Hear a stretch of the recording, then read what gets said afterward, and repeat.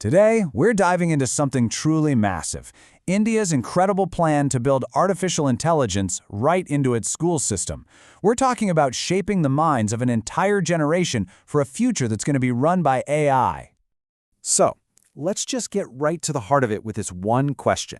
This isn't about one cool new classroom or some small pilot program. The real question is, how do you completely rewire a country's education system for the age of AI? And do it at a mind-boggling scale. And get this isn't some idea for the future, it's happening right now. For this school year, we're already seeing nearly 800,000 students enrolled in actual AI courses. The wheels are very much in motion. So, what's the driving force behind all this? Well, you could call it India's big AI bet. It's a strategic, top-down decision that AI isn't just another elective. It's a core skill, as fundamental as reading or math for every single kid's future. And this quote from the Department of School Education, it just says it all, doesn't it?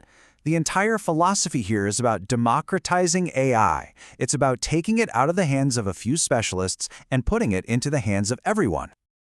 Okay, so you can't just flip a switch on something this huge, right? You need a rock-solid plan. And this whole vision really rests on two main pillars: a really clear policy framework and a super powerful digital infrastructure to make it all happen. So how did this all come together? It wasn't overnight. It started with a vision, laid out in the 2020 National Education Policy. Then, the 2023 Curriculum Framework actually wove AI into the fabric of all subjects. And finally, you have the India AI mission, which is the action part. It's the money and resources for training teachers and building labs. It's a really clear path from idea to reality. Now, the key to making all of this actually work, the thing that connects everything, is a platform called Diksha. The best way to think about it is like the digital nervous system for India's entire school system. It's the central hub where everything lives. And Diksha isn't working in a vacuum. It's part of this incredible digital public infrastructure. You've got programs using TV and radio to reach kids who don't have internet. And then there's NDR, the digital architecture. Think of it like a set of digital Lego blocks, allowing any new AI tool to securely and easily plug into the national system. Okay, so we've talked about the big picture, the policy, the tech. But what does this actually look like for a student sitting in a classroom? Let's go inside and see how these tools are being used today. All right, one of the first and maybe most powerful ways they're using this is as a reading coach for the youngest kids. Down in states like Karnataka and Tamil Nadu, this tech is already being rolled out in thousands of government schools. So, how does it work? It's pretty smart. The AI actually listens to a child read out loud using speech recognition. It gives them instant feedback, and if they're doing well, it makes the next part a little harder. But the real game changer is it gives the teacher a report flagging exactly which kids need a little extra help. Okay, so that's for the little ones. But what happens when kids get older? Well, the AI grows with them. In middle and high school, it shifts from being a coach to more of a personal tutor. And we're not just talking about a simple quiz app that tells you if you're right or wrong. No, this is way smarter. It looks for patterns in your mistakes to figure out the reason you're struggling with a concept.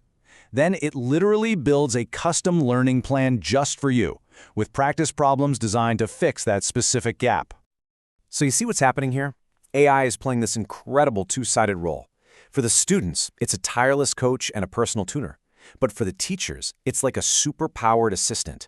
Tools like the Shiksha Copilot help them prep lessons and create materials, which frees them up to do what they do best, teach.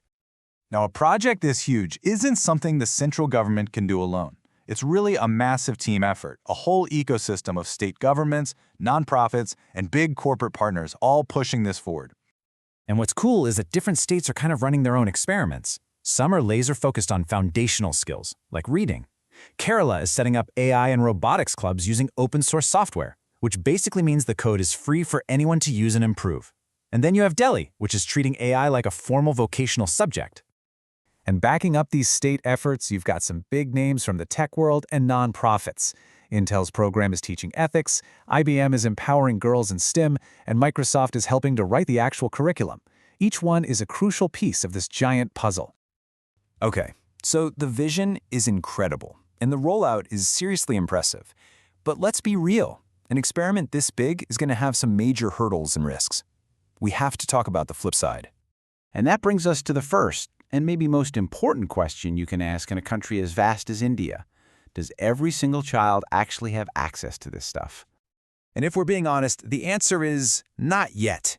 The digital divide is probably the single biggest obstacle they face.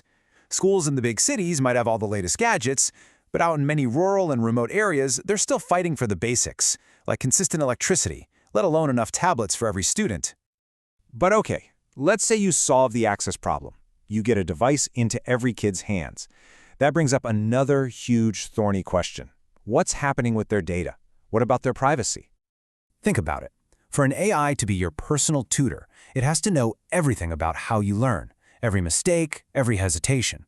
And that means these tools are collecting massive amounts of student data, which, understandably, raises some serious red flags around surveillance and protecting the rights of kids. So, when you step back and look at the whole picture, India is literally trying to re-engineer education to prepare nearly 1 billion minds for an AI-driven world.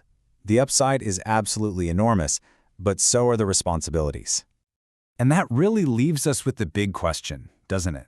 There's no doubt that India is building the future of education at a scale nobody has ever attempted before.